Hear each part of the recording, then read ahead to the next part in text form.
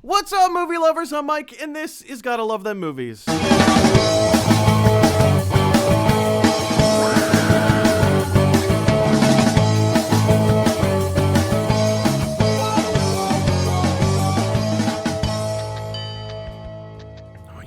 You guys, welcome back to another edition of Gotta Love Them Movies, your daily dose of movie news. I'm your host, Mr. Mike Brown. I'm here all the time.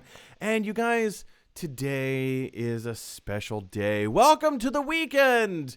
If you're watching this live on Facebook Live, you will know that today is Thursday. Today is not Friday. Today is Thursday. But if you're watching this on YouTube, then today is Friday. Not Thursday. We had to pre-record, or rather, we're literally in the process of live streaming, so I can pre-record this episode so I can upload it to YouTube tomorrow. So if you're wondering, hey, Mike, we already saw your show today. Why are you doing another show? Well, this is why. This is why, you guys. And just so you know, today's episode, the whole shebang, the whole episode is dedicated to Cobra Kai Season 3. So this is going to be an open spoiler open spoiler discussion. If you have seen Season 3 of Cobra Kai, jump in to the comment section and leave your thoughts. And I want to start a huge discussion about this. Cobra Kai Season 3. Doesn't matter if it's like Season 1, 2, or 3. Anything Cobra Kai related you want to talk about, jump into the comment section below, and we are going to talk all things Cobra Kai. And helping me talk about all things Cobra Kai, time traveling all the way from Los Angeles, California. Well, technically, I guess it's West Hollywood. Coming all the way from West Hollywood. I want to say just outside of LA, but it's all LA. It's all Los Angeles. It's like saying the Bronx, but it's all New York. Ladies and gentlemen, put your hands together for my very good friend, Mr. Andy Danish. Woo, woo, woo. Andy Danish. How are you, sir? I would say a long time no see, but I saw you, 2 weeks ago? 3 weeks ago? Something like that? Yeah, you saw me. We had a little thing right before I left, gotten a little something on the side. Sure do. Andy, can you give us a better view of your apparel today? Well, I think this shirt explains how much of a fan of this show I have been for the past 3 seasons. This was actually given to me as a gift, a Secret Santa gift. What? Because I had a friend. That's incredible. Who knew this. That is absolutely incredible. So, as you can tell, I am Team Cobra Kai, though. I am not Team Miyagi-Do. You are not Team Miyagi-Do? No. Hang on a second. Okay, hold on. You're not Team Miyagi-Do, but are you possibly... Now, again, before I ask this question to Andy, reminders, this is a spoiler discussion. I should probably come up with some kind of a spoilers. So if anybody accidentally happens to click on this video during the live stream, whatever. Spoilers for Season 3 Cobra Kai. Andy, are you Cobra Kai? Are you Miyagi-Do? Or are you... Hold on.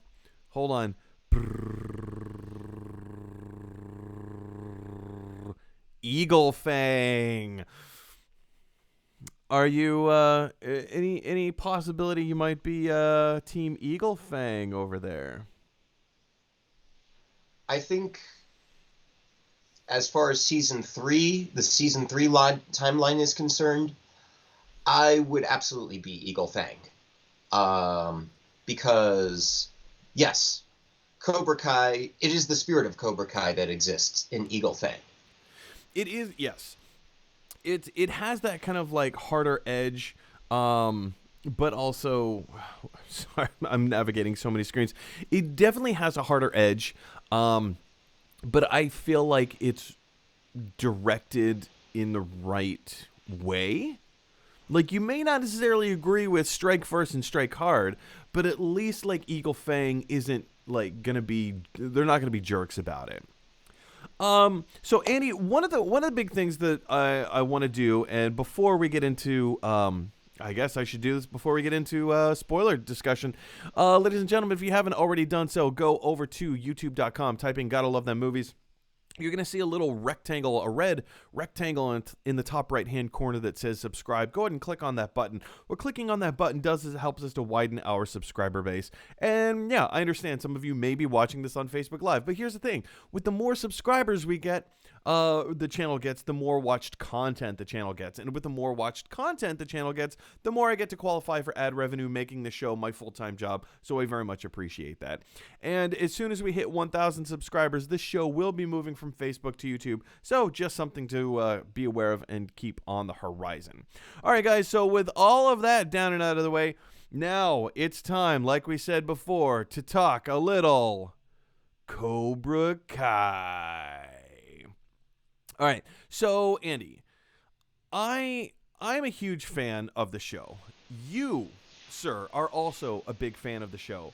I think for me, one of the things that draws me to this show, I mean, yes, if you were born or if you grew up in the 80s at all, or even I dare say the 90s, because like the Karate Kid movies were still quite popular in the 90s. If you grew up watching these movies, there is an inherent cheese associated with these movies.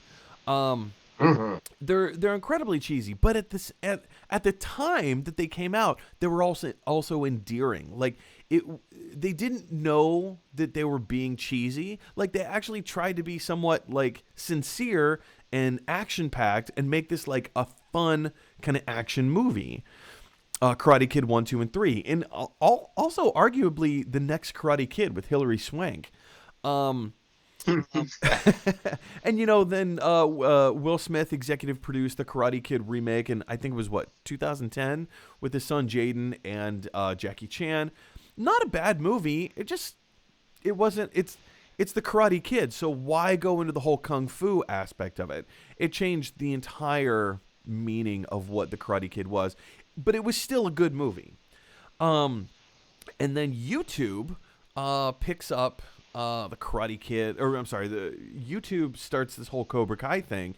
And originally it was a YouTube Red original, back when YouTube Red was a thing. Now, what is it, like YouTube Premium or I don't know, something like that, when they were doing original content. And they did season 1 and season 2. It just became wildly popular. Netflix acquired the rights to Cobra Kai, and then Netflix produced season 3 of Cobra Kai. This show, revisiting everything that is Karate Kid, all of the history, going into deep characterizations of who are these people. One of the interesting aspects of the show focuses on Johnny Lawrence. This, I would say the Cobra Kai is more a Johnny Lawrence story than it is a Daniel LaRusso story. And I say that because in the Karate Kid 1, 2, and 3, I mean, correct me if I'm wrong, but wasn't Johnny Lawrence only in the first movie? He didn't pop up in 2 or 3, did he? He popped up in the very, very beginning of the tale. There was a very quick opening scene where his Kreese was kind of beating on him after the tournament, and he's like, "You're a loser, you're nobody." And then Miyagi steps in and whoops Kreese's butt. And then they go to Okinawa after that. Okay. So, but for the most part, Karate Kid Part 2 didn't involve the story of Johnny Lawrence.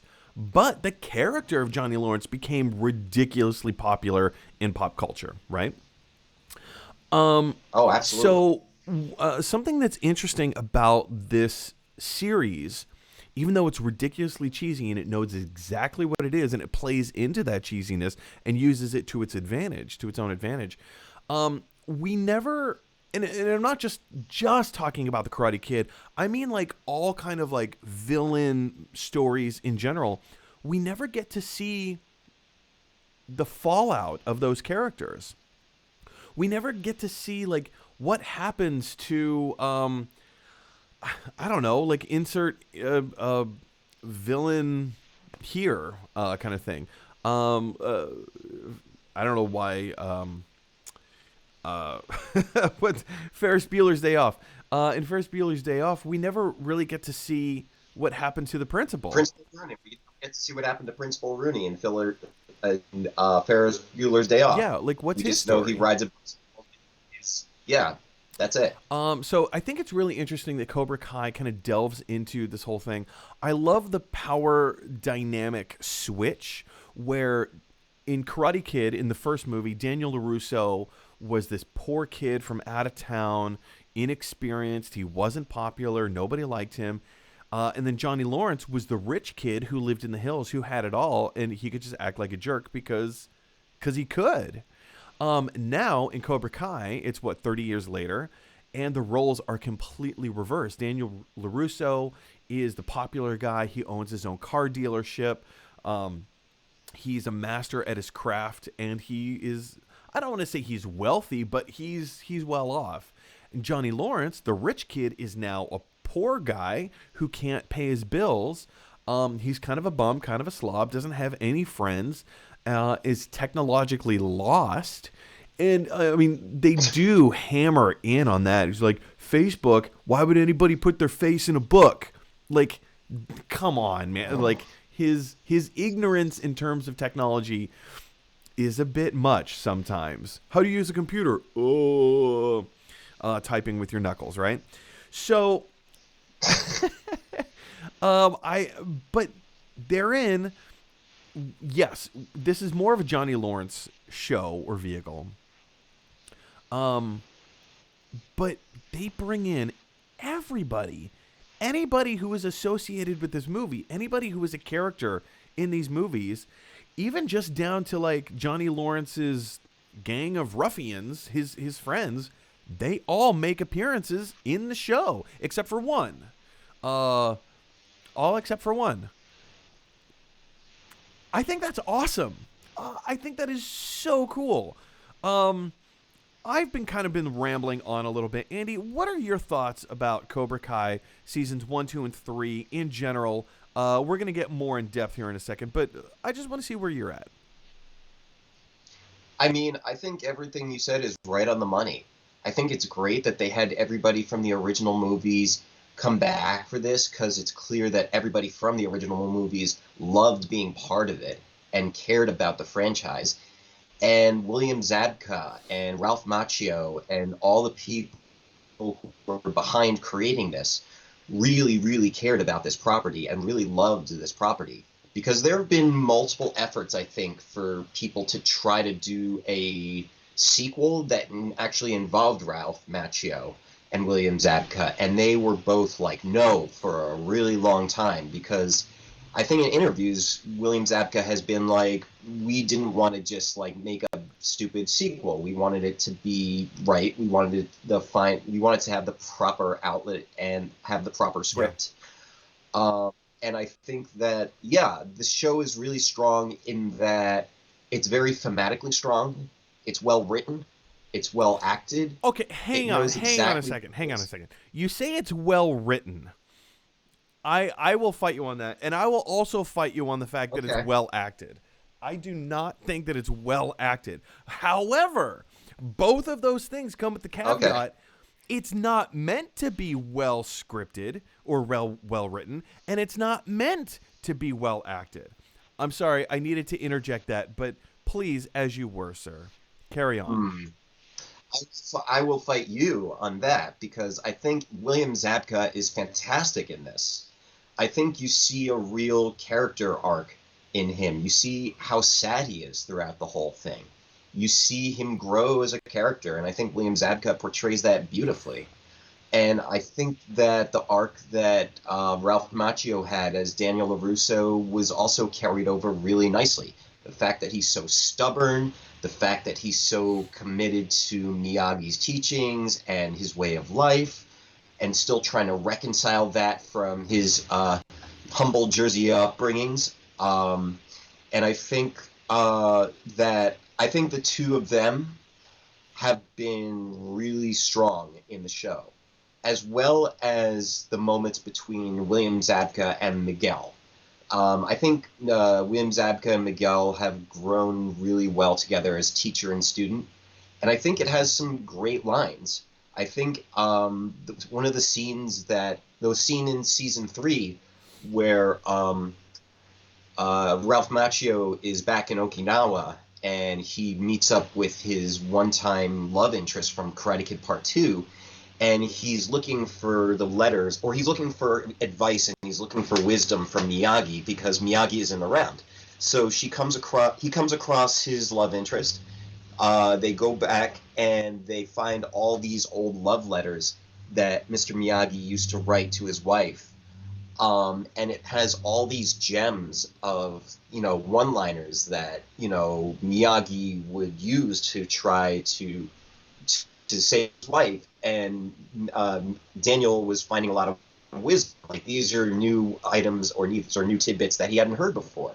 And I think that moment is so somber. It's so emotional, and it is sad. Yet it is sad and it is somber and emotional at the same time. And I love the lines and I love the letters that she reads to Daniel. And I also like. Go ahead. I mean, like, okay, so all of that stuff that you're talking about, I agree with you, and I agree that it's tender in its own way. The writing, it's such an interesting thing because the writing of this show is incredible. It's incredibly excellent, but it's also bad, and I say that in two parts because the story of the show, the story of Cobra Kai, is fantastic, and it draws you in, and you're invested. It's just cheesy enough to hold your interest, but also like keep you there, right?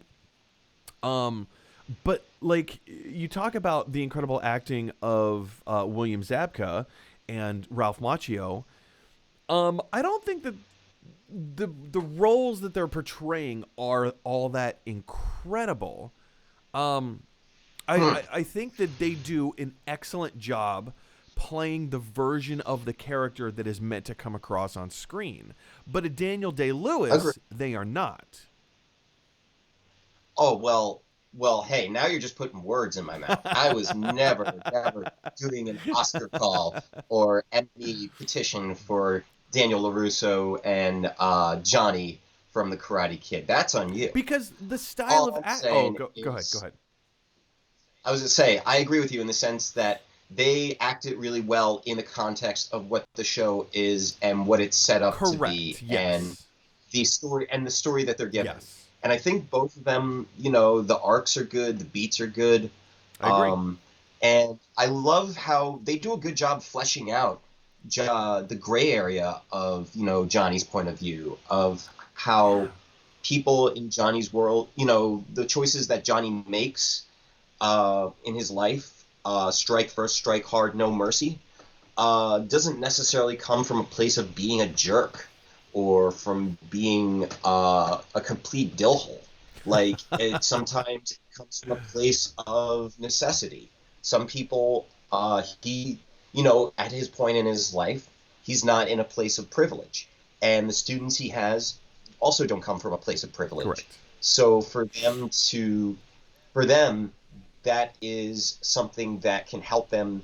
That is something that would gravitate to because they're in a world or they're in circumstances of life where they are not necessarily comfortable or more well off, and therefore can't necessarily afford to think like Daniel LaRusso does, who he's quite well off. His family's well off. He says peace, no fighting. Martial arts is for self-defense only. And the way he gets to the point, he's in a point where he's self-aware that he's very comfortable and he's very well off. And I think the show does a good job of showcasing the two sides of the coin, where strike first, strike hard isn't always something that can be demonized. Sometimes it's something that people gravitate to Yeah. because of where the type of life they have. I want to jump back into this discussion, but we have a whole bunch of live comments coming in. I just want to address those really quick. Matthew Wiles in Leeds in England says, double dose. Not entirely sure I understand what double dose means, but maybe it's just me and Andy? Matthew, can you clarify that for me, please? He goes on to say, Eagle Fangs. Eagle Fangs. I know, right? Eagle Fang is like one of my new favorite things. If anybody wants to buy me a birthday present, which is in November, an Eagle Fang t-shirt, I would very much appreciate. Thank you. Laura Chapman Elder coming all the way from, I almost said London, England as well. Remind me, Laura, where is it that you live? It was I know you're from Manchester. Are you still in Manchester? Inquiring Mind wants to know. Laura says, I was straight here when I saw Cobra Kai. Well, thank you. Yeah. Cobra Kai I feel like this is one of those things that we just need to talk about. We need to get it out. We need to process it because it's so much fun. And I'm having blasted my way through season 3. I'm kind of in Cobra Kai withdrawals right now. So Kim and I are going to start going back and watching the original Karate Kid movies because I need more. Okay, yeah. I need more in my life. I will jump in and say, if you're going to do that, one of the first sequels you got to watch, Part 3, because that will definitely put you in the right headspace for season 4. I will say this. I don't know if you remember season 3, but it has one of the best, most ridiculous characters of the whole franchise, Terry Silver. Terry Silver, a multi-millionaire who has runs an oil company and gets all these kickbacks and has a butler and has he's a villain because he has a butler. Cigars. Smoking cigars, chomping cigars, and also acts really cheesy and over the top. He takes interest in this All Valley tournament for some reason, he takes interest in it. What do you mean for some reason? It's karate, Andy. Oh, of course, it's karate. Yes, obviously, it's karate. Now, he in the story, he used to be buddies with Kreese, when they were overseas fighting in the army together. And so he's like, "Oh, I want to help you out, and here I'm going to help you out by, giving you your dojo back and giving you all this money to help you get Cobra Kai." That Kreese kept picking up the photo of his military days and looking at, and he called somebody on the phone. That's the guy from Karate Kid 3. So that's probably what they're alluding to. Interesting. All right. Let's take a few more questions or comments. Laura Chapman Elder says, Cobra Kai, Cobra Kai, Cobra Kai, Eagle Fang. Ha ha ha ha ha. Yeah. Awesome. Strike first, strike hard, no mercy. Alexander Jackson from are the only people watching the show right now from the UK? Alexander Jackson calls from Yorkshire. Previous guest on the show from Yorkshire. He says, Cobra Kai writing, it has really good twists and turns and complicated enough characters to keep you invested. However, dialogue in certain plot points are a bit cheesy. I could not agree more. Yes. That's a fair point. The conversations that they have, the things that come out of their mouths are just you roll your eyes and you say, oh my gosh, really?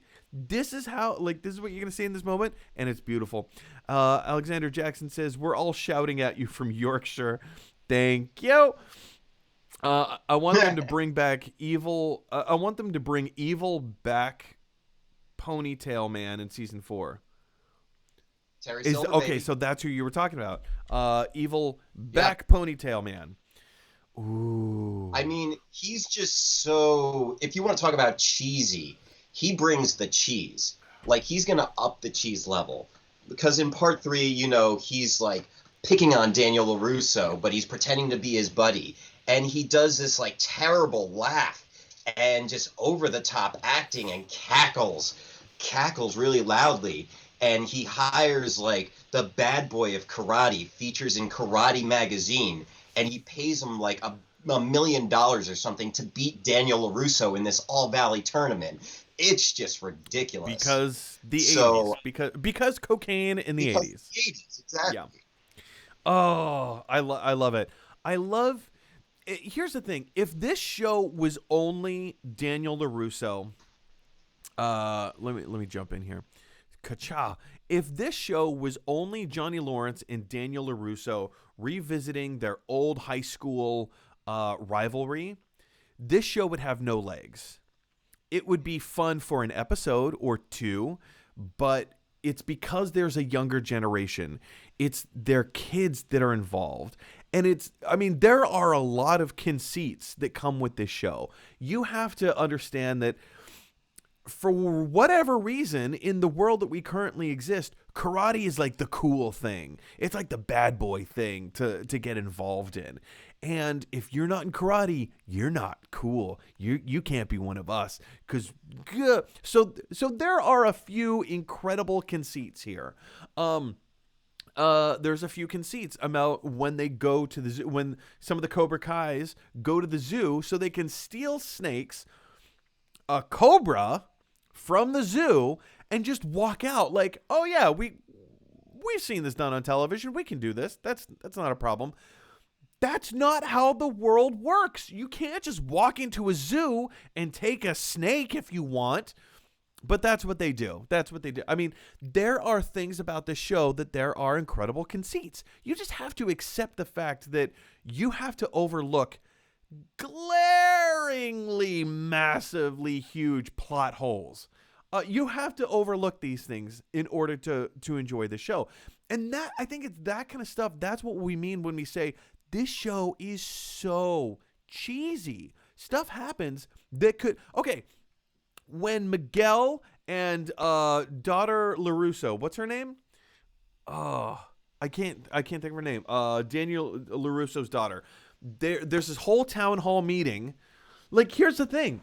The rivalry between the Cobra Kais and everybody else would have just gone away. It would have gone away.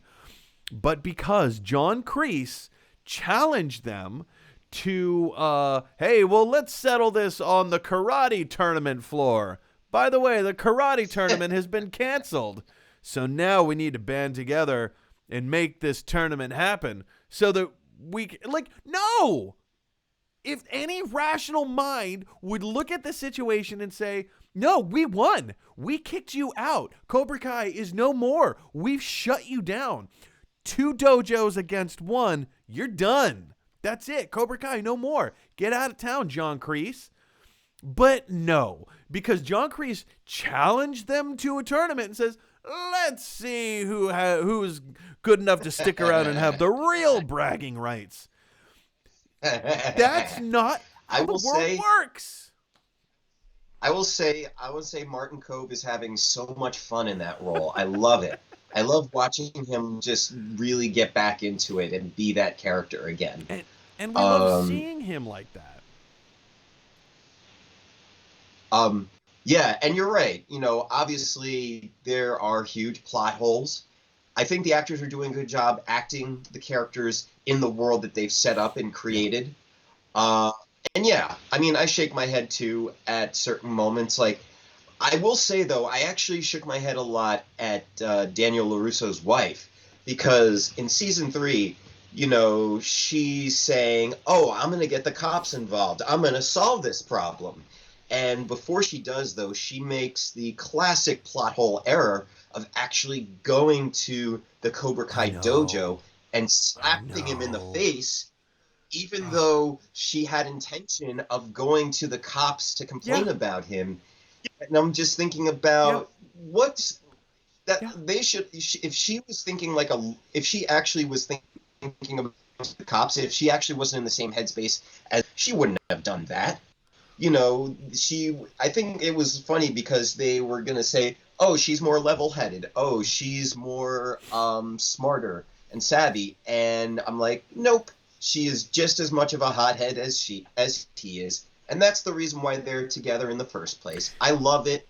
I dug it, and I laughed so hard at that. Also, I have to bring this up because it's not a point of contention with me. It's just one of those things that just kind of like, hey, do you remember? Um, does anybody remember that Daniel LaRusso and his wife have a little boy? There's a fourth member of the family. It's not just daughter LaRusso. They have a son who hasn't been seen since season 1. They reference him, but he's like, where is he? He's just not around.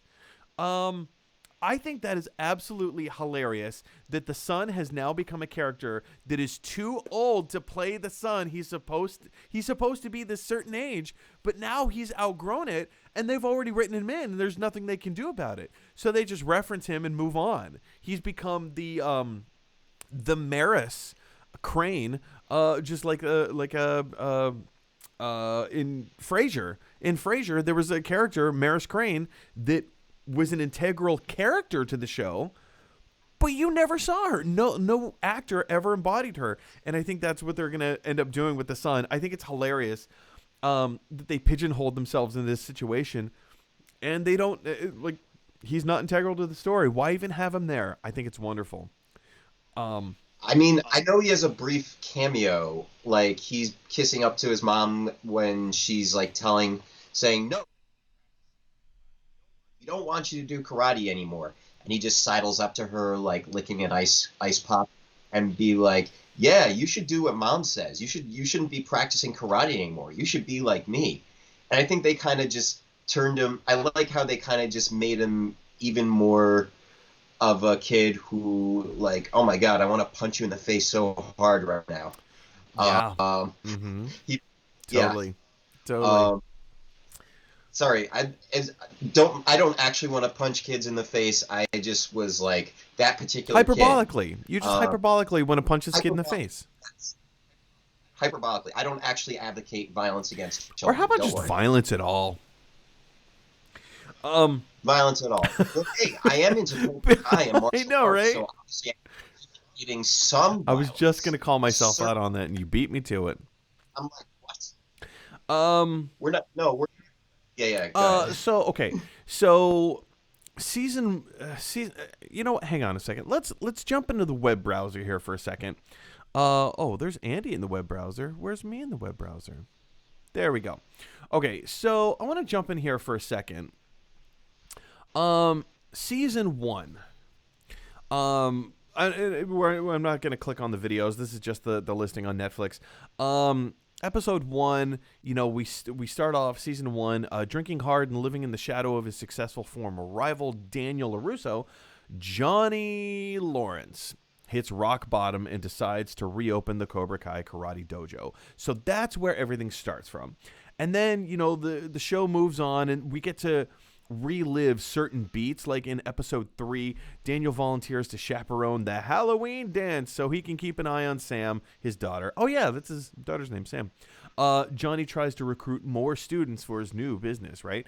So we get to relive these moments that were so iconic in the movie, in all the movies, really.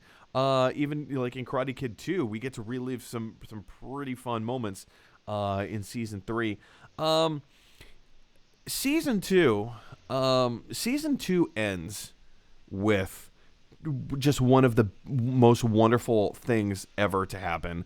It's entitled No Mercy. All of the Cobra Kais decide to take on all of the Miyagi-Do students, and there's an entire brawl that breaks out. Oh man, it's the most wonderful thing. If this ever happened in the real world, this would make worldwide news. It was so huge. And then Johnny Lawrence's son, I can't remember what's his name. Robbie, thank you. Robbie and Miguel, I mean, they're both into Daniel LaRusso's daughter, Sam, and there's kind of like this mid-rival kind of thing, and then Robbie kicks Miguel over the railing, and he falls in slow motion, and he hits the railing on his back, and he goes into the hospital. So and then we jump into season 3, and I feel like the story arc for season 3 is, season 3. Oh, Andy's tiny. I wonder why you're so small, Andy. Does this help? No. Okay, whatever. Well, it's fine. We'll figure it out. Yeah. One of the beautiful things about season 3 is that the entire season is built around this idea of let's get Miguel back on his feet.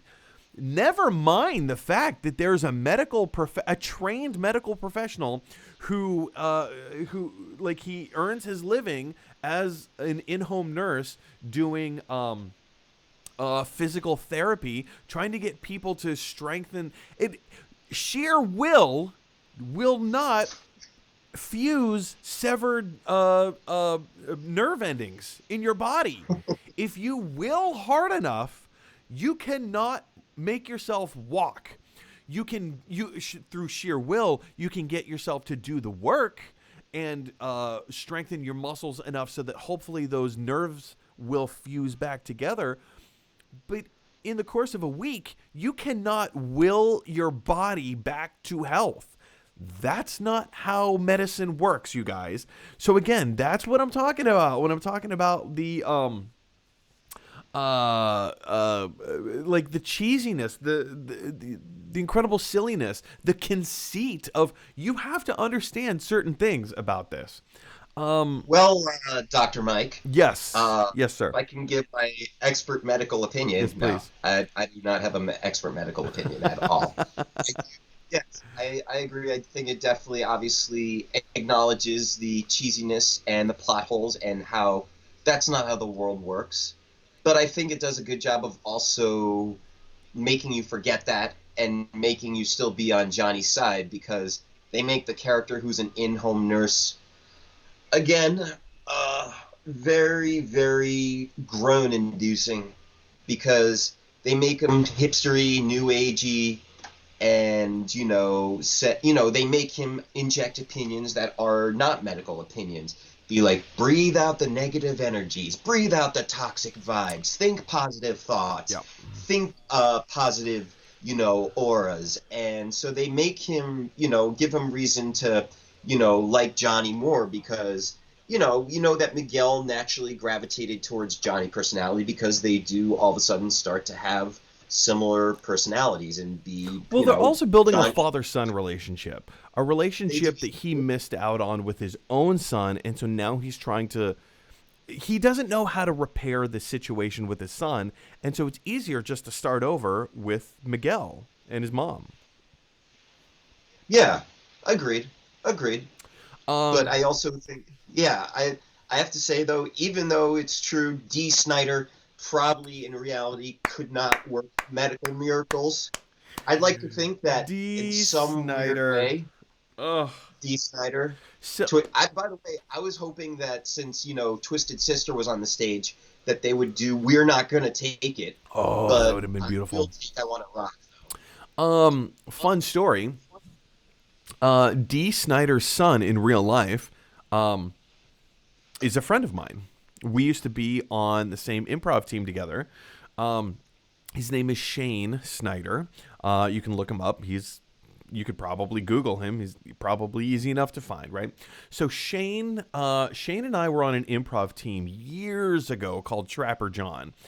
We actually auditioned him, and we accepted him into the team, and we started performing together. And we were together for like 2 years. We were on the same team for 2 years.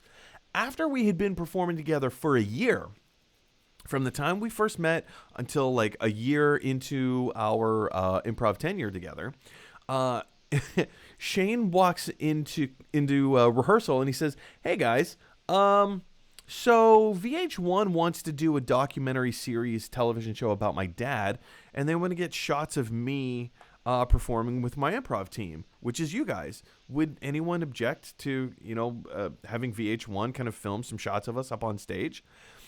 And we all had two responses. Why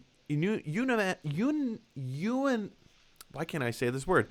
We all unanimously said, "Well, sure, yeah, no, of course we don't have a problem being on VH1." But then our knee-jerk reaction instantaneously was, hang on, who's your father? And he's like, oh, I didn't tell you? I'm like, no, you're just Shane Snyder, some kid off the block. Who are you? And he goes, oh, my dad is Dee Snider, like from Twisted Sister. And we're like, what? So anytime I see Dee Snider like pop up, I always think of Shane. What a fun Shane. Oh, crazy guy, but like crazy in all the best ways. Oh, I love that guy. He's so fun. Anyway, shout out to Shane Snyder. But yeah, that Dee Snider sequence was just, glorious. Glorious. Absolutely. Although I personally would have preferred to have seen Van Halen up on there, but I know, I personally would have preferred to see Van Halen up there, but I'll take with a little jump. I'll take jump. Ba, ba, ba, ba. Yeah, telling Miguel to jump. When he's in a wheelchair. Alexander Jackson chimes in with another comment. He says, I'm glad Daniel LaRusso's annoying son was barely in this season. Right? Right? Yeah, he's kind of a jerk. The way, I don't know why they decided to write the LaRusso son as such a jerky character. But they did, and he is. So, yeah, let's leave him at bay. Let's let him be the Maris Crane of Cobra Kai. I'm totally okay with that. The one more comment I will make about him is I get that in season 1, he was kind of supposed to reflect where Daniel was at his life in the moment, the sense of being entitled or the sense of being more well off, and the sense that he was a product of Daniel when he was in this more comfortable stage of life. And I think Daniel kind of sees him as somebody he doesn't necessarily want his kids to be, or he doesn't want himself to be. So I mean, they could have. I will say they could have put those characteristics into his daughter Sam. They could have, made her more of a complex character. They didn't, and it's fine. And I love the show the way that it is, but it also is what it is, as they say. Fair enough. I don't know. So we end season 2 on this incredible journey of Miguel having to, or rather, sorry. Season 2 ends with this huge brawl, and so now season 3 deals with the fallout of that brawl, and it's just a glorious thing to see, and then it all culminates. How many times have remind me, Andy, how many times have the Miyagi-Dos started a fight with the Cobra Kais? It was at least 2. They started at least 2 fights with the Cobra Kais. Yes, there was the one in the laser tag arena. Right. I remember where they that. broke Dimitri's arm. Yeah. And I mean, I will say I knew that was going to happen. I was hoping it wouldn't, but I knew it was going to happen at some point or another. Because just the way that Dimitri embarrassed Hawk in season 2, like the way he did it, I'm like, oh, I could tell Hawk wants to get back at him so bad. Yeah. But now, I mean, we end season 3 with Hawk joining, not with Miyagi-Do, but joining with Eagle Fang. I know. Oh, man. This, and also like the jerks that were recruited into Cobra Kai through Kreese. Oh, like, I love how stereotypical they are. It's just, hey, we're jerks and we're just going to continue to be jerks just because we can. Yeah, let's, like, when they broke into Daniel LaRusso's home and, like, fought both the Eagle Fangs and the Miyagi-Do at the same time, tearing their home to shreds. Oh my God. What was their end game? Like, are you just going to prove a point? Or, like, are you going to hurt people? Are you actually there to kill someone? Is that your whole purpose? What is happening? I mean, I'll say even in season 2, when they go into his home and take Mr. Miyagi's Medal of Honor and Yeah. they like break it out of the glass, I'm just like, what kind of thing is that to do? How dare you? That is a awful, awful thing to do. And the fact that the Russos were going to be so forgiving just about getting the medal, the little tiny medal itself back, even though the ribbon was ripped off, it was broken out of its case. It was almost, the integrity of it was almost ruined, basically. Mm-hmm. I'm like, that, that's an awful, awful thing to do to somebody's home, or then, that's something that's pretty terrible to do. That's all It I'm gonna is, say. but also in the writing, like I would love to be a fly on the wall in the writers' room. Like, how much do they laugh and crack each other up? Of like, oh, I have it. What if they go and they have to go for Mr. Miyagi's medal? And everyone's like, oh, that is so stupid. And then everybody else chimes in and goes, oh, I know. And they're like, oh, well, we have to put it in the show now. Yep. And then they write it into the show. Like, I feel like that is what the writer's room is like on Cobra Kai.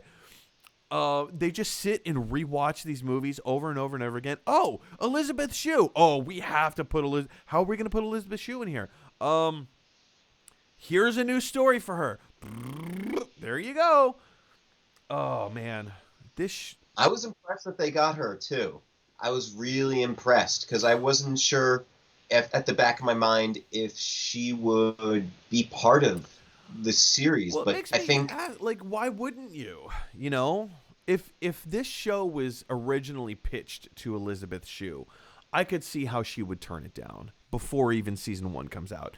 But now that like season 1 and season 2 were a thing, you can latch onto the cultural love of what this is, and you understand what it is too. You can see what it is. agreed, And where agreed. it's going. So I'm all on board, man. Andy, I feel like I have run out of things to talk about in terms of Cobra Kai. Oh, I mean, I got a few things I could Yes, mention. please. Um, I will say, I'm loving that they are. First off, I'll start off saying I'm loving that they are going to acknowledge Karate Kid Part 3, or alluding that season 4 will be about Karate Kid Part Uh-huh. 3. I did also read online that the show producers do have an end game in mind. So Ooh. at the most, they really only plan to produce another 2 seasons. So they do have a place that they want to get to with the show ultimately, Well, that's and not good. just cranking out episodes. Because then I'm thinking, if they keep cranking out episodes and they just make it about alluding to past movies, then would they all of a sudden allude to the next Karate Kid and try to get Hilary Swank in the mix?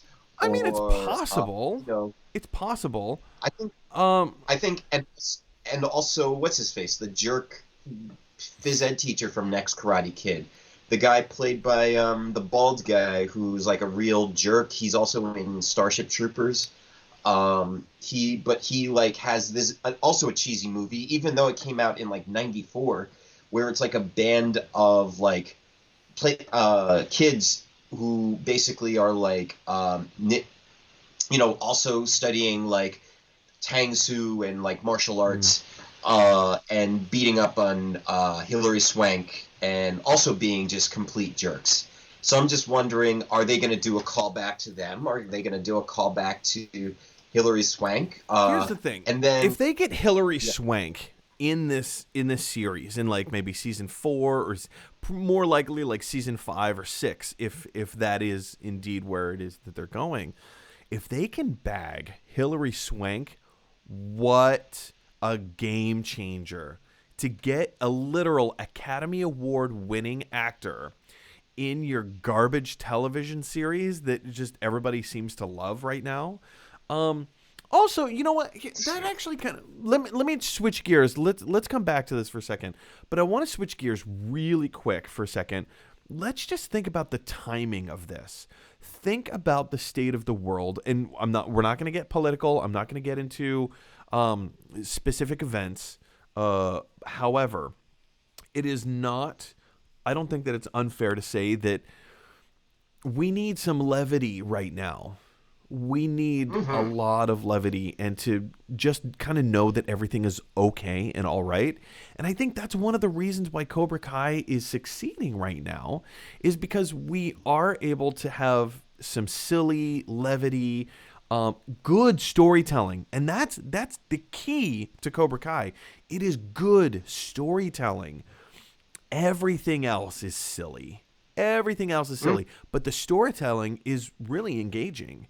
And to have that in this time period where there's so much uncertainty and so much unrest and so many hurt feelings and impassioned feelings, sometimes you just need a little bit of respite. And I think I will say, if they get Hilary Swank on the show, perhaps the acting will be elevated to Oscar Emmy-worthy. I don't think so. Since I don't think it will be. And here's why. Because it would not be congruent with everything else that has been. I think if they do get Hilary Swank, that it's with the specific caveat that you have to dumb down your acting. You can't bring like high acting chops to this, because that's not what Cobra Kai is. Look at Sam, the character of Sam, Daniel LaRusso's daughter. Sam LaRusso, I don't know the actor's name. She's a terrible actor. She's really bad. So is Robbie, the guy who plays Robbie. They're both... I was more concerned about his haircut than anything else during the series. And then there's that. Those two are... They are... I would say that they're high-level Nickelodeon actors. Like, ooh, yeah. Wow. Yeah. It's bad. Those are some harsh words there. They're bad actors. There always exists the possibility that their poor acting is a choice. That's part of the directing. Next time you watch an episode of Cobra Kai and Sam LaRusso pops up on screen, I want you to notice this specific move that she does 12 times in every episode.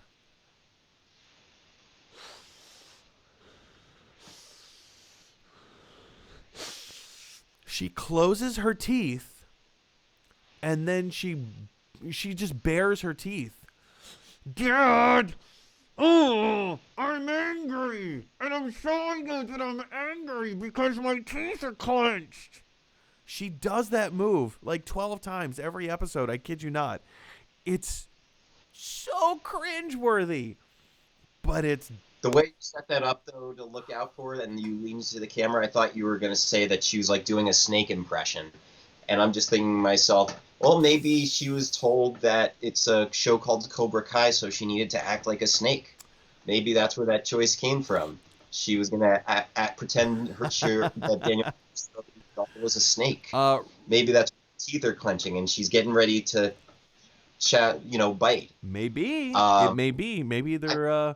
I mean, I will say that it's true, like, with kids, very often when you see acting in shows like for the CW, like in Riverdale, or for, like, younger shows, I don't think the acting in this show is really that much worse or that much more off than shows I see in the CW or on Disney fair.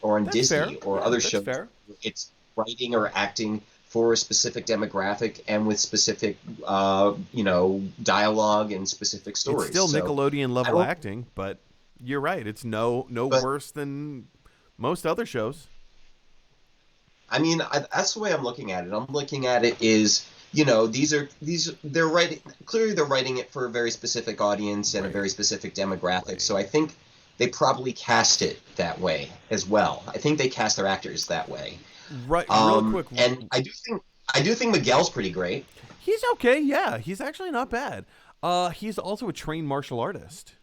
Yeah, he I don't know if that's what got him the role, but he is a trained martial artist. Real quick, Alexander Jackson, piggybacking off of your comments, Andy, says, I was very relieved when Robbie ditched the Hanson cosplay for this season. Me too. Okay, let me talk about Robbie for a second. The whole time that Robbie is in juvie, and there's that bully that's like picking on him in juvie, why?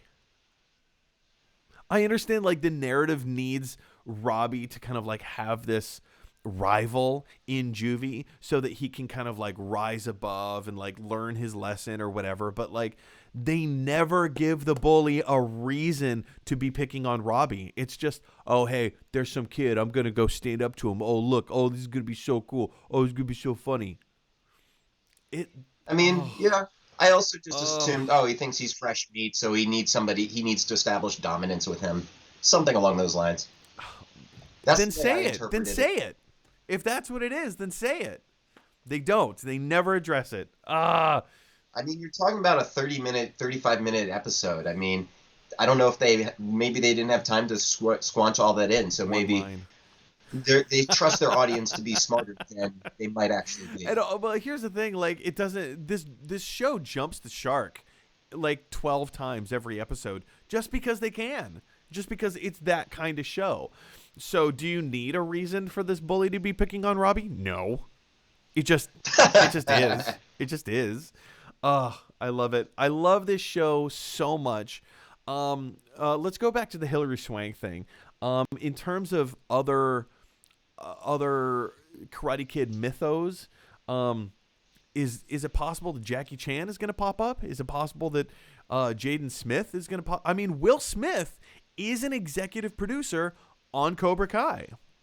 That's true. That's true.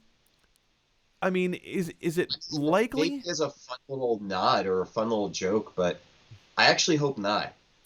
You know, It's possible. because they're establishing a certain storyline, they're working with certain story arcs, and I think because those characters don't necessarily matter in the story arcs of the characters of the direct sequel. True. That Unless I think they they find a way to distract bring them in so that like characters like Johnny Lawrence or Miguel or whoever, unless they can bring these characters, these future characters in, to teach them like real life lessons or like what it means to be part of a dojo and how, oh, this is how this person found their chi, so maybe that's how you can find your chi, that whole thing. I don't see it happening, but who knows? Who knows? I will say though, I was going to go back to Terry Silver. If there was an excuse to up the cheese factor at all in the show, it would be with Terry Silver. Oh, I'm certain it's going to happen. Oh, I'm certain it's going to happen. I mean, the way this guy laughs and the awful things he says and does, like he fools Mr. Miyagi and Daniel that like, oh, he's this good guy who can teach Daniel like things that Mr. Miyagi won't teach him. And he starts teaching him things. He convinces Daniel to like learn Cobra Kai techniques. And then there's this huge reveal where all of a sudden, you know, Terry Silver reveals, oh, I'm actually a Cobra Kai. And then John Kreese comes out and, you know, does this awful, terrible laugh. But then at the end of this scene, Mr. Miyagi comes in and beats up both Terry Silver and John Kreese. And I'm hoping that there will be a moment where it's like Terry Silver and John Kreese will like gang up on Daniel or on Johnny.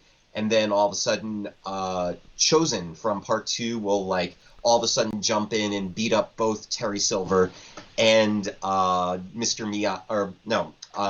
Kreese in sort of like a nod to like the original in part 3 when that happened. Okay, can we acknowledge for a second, just for a moment, the ridiculous, because there's so much ridiculous here. When John Kreese and Johnny Lawrence have that knockdown drag-out fight, I think it was the last episode. It was the last episode, wasn't it?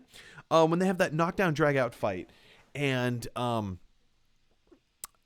man, like John Kreese is what, like 70-ish years old, something like that. Let's just, on the low side, let's just say 70 years old. And here's Johnny Lawrence, who's what, 50, 40, 45, something like that. And he is having his butt handed to him by a 70-year-old.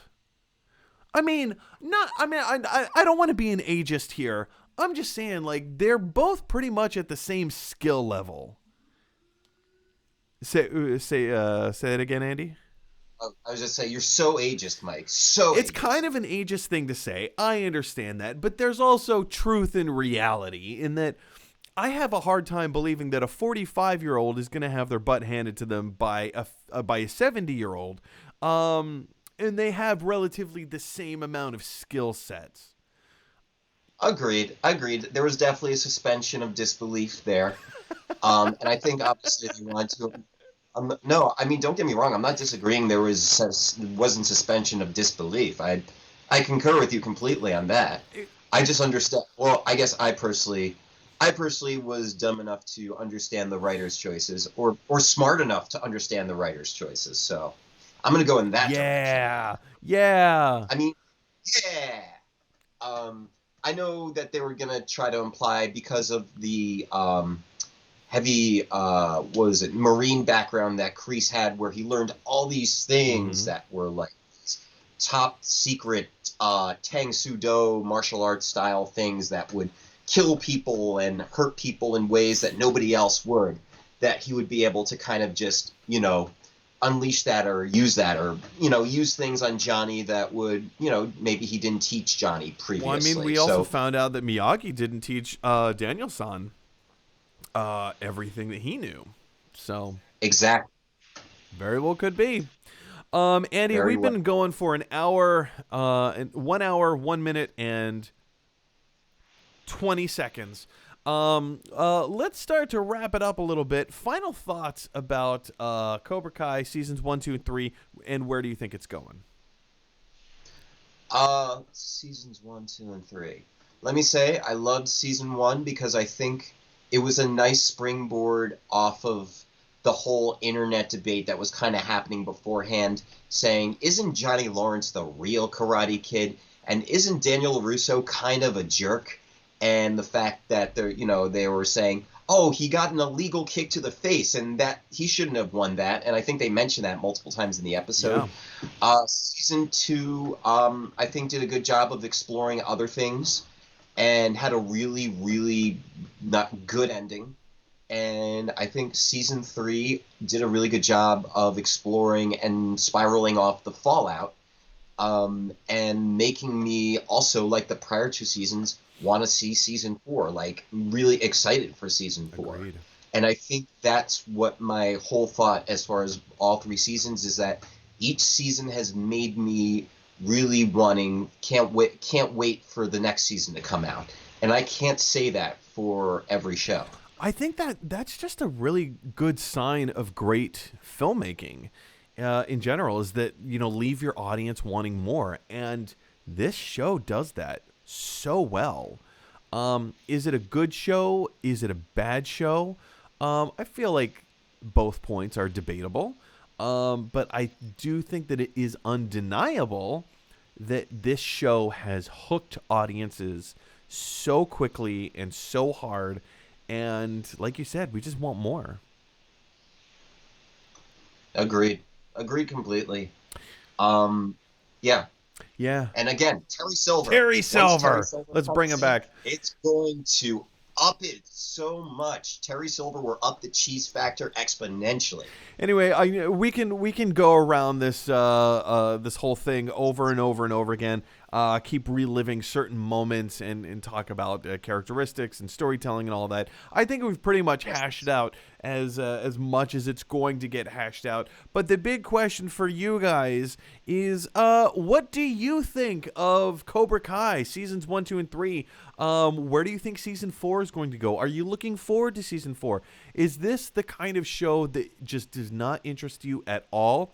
If so, why are you watching this video right now? It begs a very good question. Anyway, guys, what do you think? Jump on down to the comment section below. I'm very interested on hearing your thoughts. Mr. Andy Danish, thank you so much for joining us. Thank you so much for being part of the conversation today, sir. And for just adding your own brand of expertise and slice of life, sir. And I will say this. Remember, everybody, strike first, strike hard, no mercy.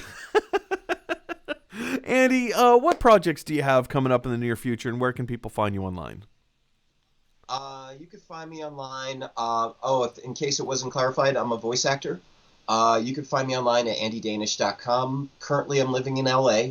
Right now, I'm voicing characters for a new animated series being dubbed into English called Stinky Dog, Ooh. which is currently recording its first season. So, currently been part of that. And I'm also narrating a web series for Porsche, which is about the history of their cars. Oh, that's cool. I didn't know And about that. yeah, it's basically just these fun little segments for a show that Porsche has called 911 Magazine. So I narrate segments Oh, that's awesome. about their cars. I Yeah, had no idea. You don't tell me everything, do you? You like to keep some things a secret. I'm mysterious like that. All right, Andy. Well, thank you so much for being on the show and for offering your specific insight into Cobra Kai. All right, guys, if you like this video, click like. If you really like this video, click subscribe. And if you really, really like this video, click share. Because that is exactly what Daniel LaRusso and Johnny Lawrence would want you to do.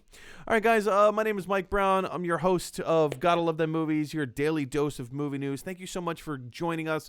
Thanks for being part of the conversation and giving us some things to talk about and pontificate over. As I botch my words a little bit. Pontificate over. You guys, we live in a weird, crazy world where everybody has their own thoughts and opinions, and sometimes those thoughts and opinions clash. So if you have an opportunity to infuse a little bit of kindness into the world, if you have an opportunity to speak kind words to each other, please take that opportunity. And as always, in the words of Bill and Ted, be excellent to each other. I'll see you guys on Monday.